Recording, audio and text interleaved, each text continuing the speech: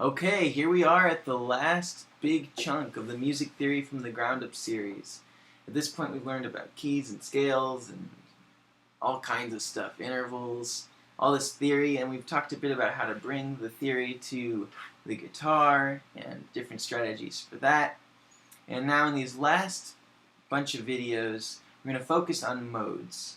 Because when I originally started this series, it was just because I wanted to have a really good way to explain modal interchange, and it turns out that you need to teach a whole lot of stuff before modal interchange for that topic to make sense, and we'll get to that. But by the end of this lesson, I want to make sure you know what modes are.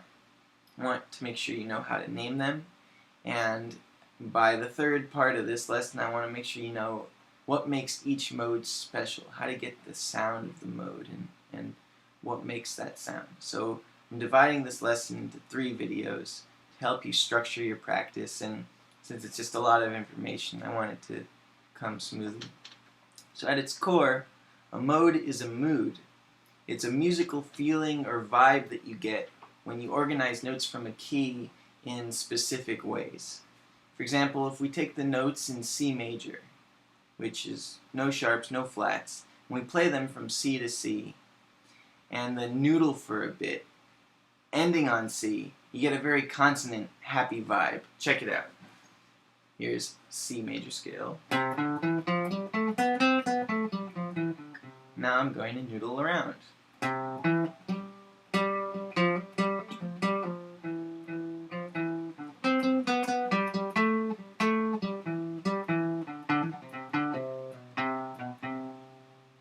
Alright, so I ended on C. It's pretty happy the whole time.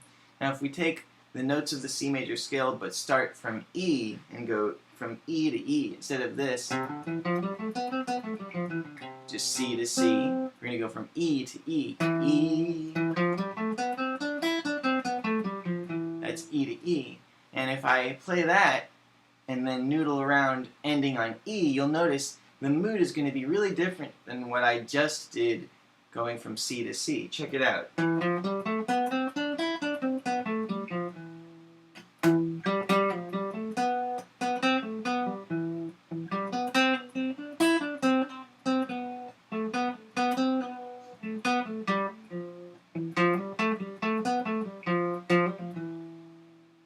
The exact same notes were used, but in this different order, and I created a darker, more serious vibe with what I just played. And that vibe, that feeling, that's the essence of what modes are. And so, although both examples included the notes of C major, they tell different stories. They achieve different ends. Because in the first one, we made C seem like home base. Like that's where we started and ended. And then in the second one, we made E seem like home base. And that's really where the difference of modes comes from. So when we study modes, we're refining our sense of these differences, learning to draw these qualities and moods out more dramatically, so you can basically know how to make spooky music or happy music or sad music and really draw out the color and emotion and feeling of all these different sounds you can get. So let's break this concept down and kick its ass. The first step to learning about the theory behind modes is to learn modes in scale form. So keys have modes. For example, the key of C major. C major has modes. If we look at the key of C major and spell out the notes in the C major scale in its usual order from C to C, like this, C, D, E, F, G, A, B, C, you're actually also spelling out the first mode of the key of C major. Then, if you take those same notes and organize them from D to D, so you have D, E, F, G, A, B, C, D, now you're spelling out the second mode of C major.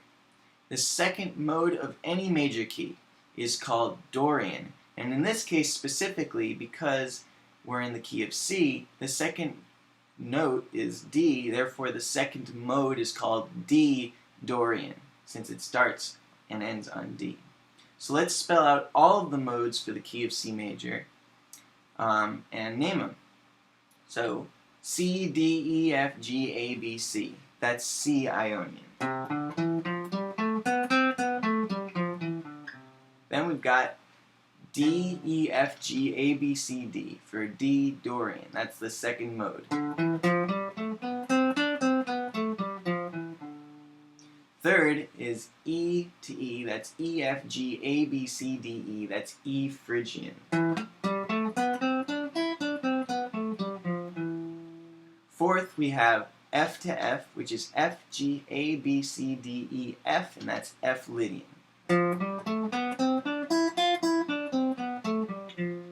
Fifth, we have G to G, which is G, A, B, C, D, E, F, G, and that's going to be G Mixolydian.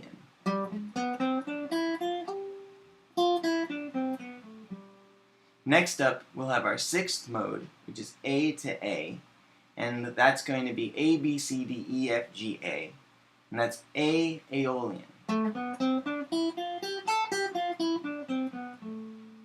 And our seventh and final mode for the major key is going to be Locrian, and in the key of C, we're going to play that from B to B, so it'll be B, C, D, E, F, G, A, B.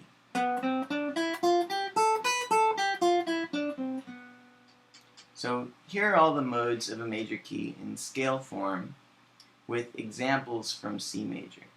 So you'll notice Ionian is when you play the first, second, third, fourth, fifth, sixth, and then the seventh note of the scale, of the key, of the major key.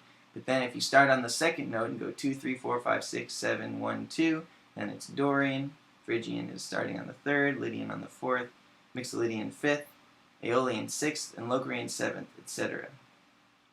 So when you play these mode scales, you'll begin to hear the distinct vibe of each mode, but there's still a lot more to learn before you can really dig into all of the special qualities of modes.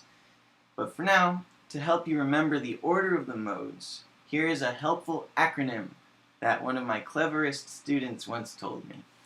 And that acronym is, I didn't pee, leave me alone. Well, I guess that's not really an acronym. It's actually something else. What's it? Please tell me in the comments, what's it called when you take the acronym and then make different words from it so that it's an easily remembered phrase? That's what I'm doing here. So we have Ionian, Dorian, Phrygian, Lydian, Mixolydian, Aeolian, Locrian, and we're turning that into I didn't pee, leave me alone. I find that to be very helpful because I didn't pee, leave me alone is a very common phrase, and I think, we all say it a lot, so it's a helpful way to remember I, Ionian, didn't, Dorian, pee, Phrygian, leave, Lydian, me, Mixolydian, Aeolian, lone, Locrian. Helps me, works for me. So, I've attached a PDF with some useful 3-note per string fingerings for each of these mode scales in the key of C. I recommend playing through them and getting them under your fingers and playing just within them, kind of noodling the way I was at the beginning of the lesson. Noodling's really just more of a joke word, but improvise from within these scale shapes that I've got in the PDF, and you'll start to get a vibe. You'll start to get a little bit of a closer relationship to what each mode is. And in the next parts of this lesson, in the next couple of videos, we'll talk about a little more about what makes these modes special. Alright, so I hope this is a good introduction for you, and I'll see you in the next part. Oh, I forgot to tell you, make sure you memorize the names of those modes too. It'll really help later on. So this week, just play through the modes and learn their names.